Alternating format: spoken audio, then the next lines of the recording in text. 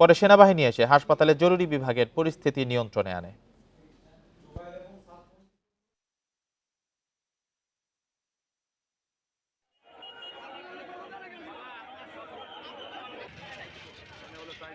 সামনে পাইছে ওরা বেশ পেরেছে যাতে একজন আরেকজন চিনে, কিন্তু আলেম গ্রুপের কেউ চিনতে পারে নাই, যার জন্য কি ওরা ইচ্ছা করে ওদেরকে মারছে। ঘুমের চোটে গিয়া মনে করেন পিছের থেকে গিয়া ঘুমন্ত অবস্থা মাথার ভিতরে আঘাত করছে। তারা এরকম এই বাংলাদেশের ভিতরে তবলিগ জামাতকে ধ্বংস করার জন্য এরকম ষড়যন্ত্র করতেছে।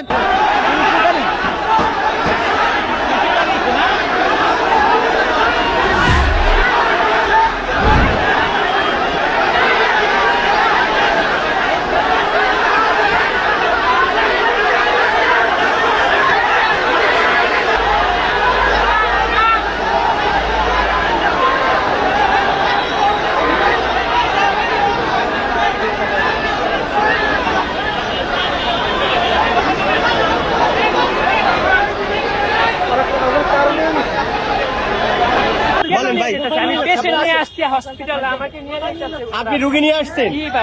আপনাকে নিয়ে যাওয়া হচ্ছে কেন? আমি হসপিটালে আহত সুরিয়াগাছা একজন রুগীকে নিজেরা আগত করে আমাদের লোককে ভাই আপনি চালিয়ে যেতে পারেন, আপনি চালিয়ে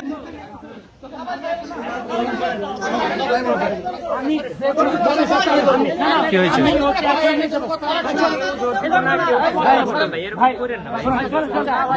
কি হয়েছে ভাই? আমি এখানে একটা পেশেন্ট নিয়ে আসছি, আপনারা শুধু শুধু আমাদেরকে আপনার পেশেন্টে যত টাকা লাগে আমি দিচ্ছি, আমার লোক যাচ্ছে এখান থেকে।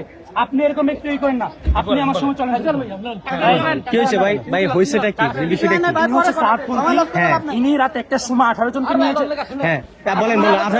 18 জনকে নিয়ে গিয়েছে, একজন আহত হয়েছে। একটু বলতে দেন ভাই, একটু বলেন। একজনকে তো আপনারা এভাবে নিয়ে যেতে পারেন না, বলেন মানে কি হচ্ছে?